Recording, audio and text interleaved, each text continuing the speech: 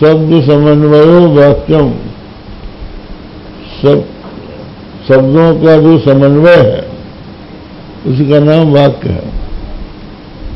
लक्षणायाम ही सर्वमपि पदम अर्थवदेव, लक्षणा में सभी सर्वपद अर्थ वाले हैं। अन्यथा यदि पदम न प्रयुज्येत गमत पदार्थात्मता कार्य संशयो न निवर्तते तदभेदस्य अन्यतो अनवगामात्। ये कहते हैं कि एक पद में लक्षणा करने से काम नहीं चलेगा। क्यों नहीं चलेगा? कहते हैं कि यदि जिस पद में भी हम लक्षणा नहीं करेंगे तो ब्रह्मण तदर्थात्मता कार्य संशय न निवर्ते। ब्रह्म का जो तदर्थात्मक कार्य है, सबल रूप है, उसका संशय निवृत्त नहीं होगा। इसलिए उसके अभेद के लिए, तो उसका जो अभेद है वो दूसरे शब्द से अवगत नहीं होगा। इसलिए लक्षणा का बीज अन्वयानुपत्ति परिसंधाना भावाल लक्षणा भी नश्या। लक्षणा का जो बीज है अन्वयानुपत्ति, उसका परिसंधान नहीं होगा, इसलिए लक्षणा भी नहीं बनेगी। नहीं एक वर्ष प्रयोगे भी कति लक्षणा अवतरीति न शक्ति साम्य भावा। एक पद के प्रयोग में भी अगर किसी लक्षणा हो गई तो सब में एक तरह से शक्ति साम्य नहीं होगा। अतः संसर्ग लक्षण नीति तथा संसर्ग लक्षण तादात्म्य लक्षण नित्यर्थ। तादात्म्य लक्षण संबंध सम्य है। विरोध हेतु सत्याधिपत वाच्याभेद विरोधात, सत्याधिपत के वाच्य का अभेद का विरोध हो जाएगा अगर हम लक्षणा नहीं करेंगे सब में। ये ब्रह्म वाक्य तस्माद खंडमो तुम समर्थो वेदांत भूमिगत। शब्द समन्वय होता है। संसर्ग लक्षण उपास्य विरोध हेतु, संसर्ग लक्षण को छोड़कर विरोध का जो कि विरोध के हेतु है, वाक्यार्थ मध्य अखंड में आश्रयत्व। वाक्यार्थ जो है अद्वय अखंड, इसको स्वीकार करो।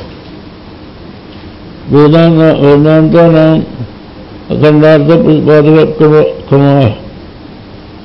सामान्यकरण मत भवति प्रातन्य भागान्वयः, मत भवति प्रातन्य भागान्वयः पश्चादेश विशेषणे तरतया पश्चादि विरोधोद्भवः उत्पन्ने च विरोधे रसके वस्तुन्य खंडात्मकम् अखंडात्मक वृत्तिर्लक्षणया निवर्त्यामिह करणसूरिभिः।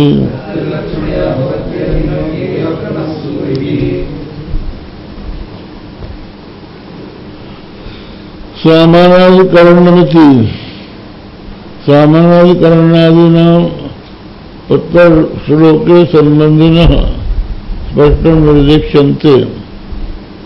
कहते हैं सामानाधिकरणादि का जो ये है, इनके उत्तर श्लोक के संबंधी है, वहाँ इनका निर्देश होगा।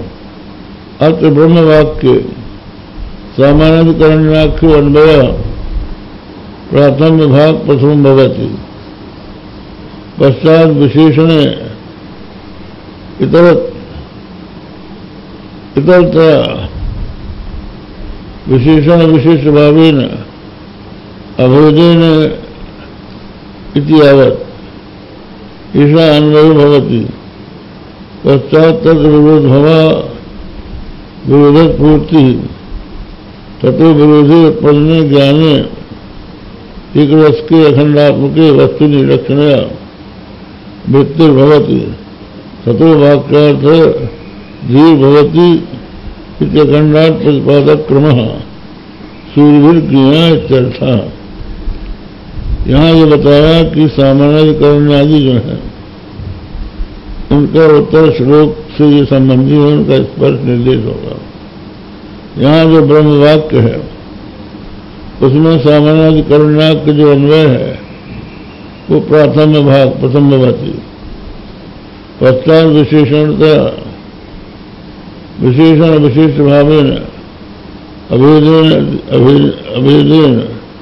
इतिहावत ऐसा अन्वय भवति। पश्चात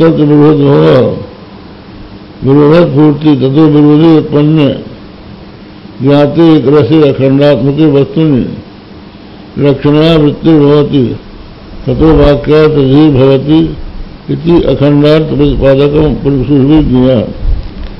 तो पहले तो तत्त्वमसि महावाक्य, तत्त्वमसि महावाक्य में तत्त्वम असि, असी पद से सामान्याधिकरण बोधित हुआ।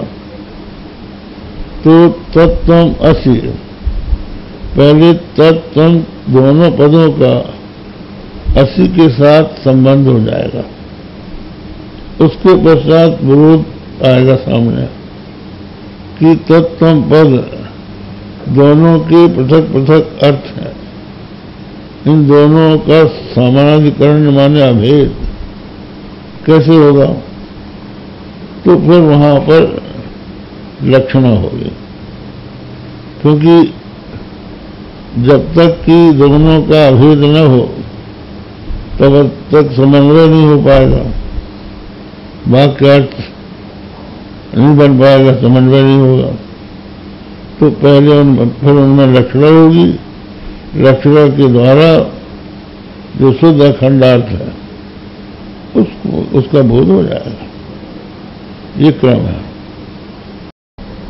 बहु नाम उपलक्षणम, यहाँ पर बहुत भी उपलक्षित हो सकते हैं। अपर्याय पदानाम एकार्थ वृत्तित्व सामान्यीकरणान्वय यदि पदानाम एवं स इत्यर्था। अपर्याय पदों का एकार्थ वृत्तित्व यही सामान्यीकरण रूपी अन्वय है कि पदानाम एवं स इत्यर्था। तो पदों का भी ऐसे ही है। विशेषणतया तो संबंध तत्व पदार्थयो, कहते हैं विशेषणतया तो संबंध तत्व पदार्थयो तत्वमादि वाक्य श्रवणानंतरम ही सदाशिवोरहम ब्रह्मेति विशिष्टा बोधो ज्ञायते।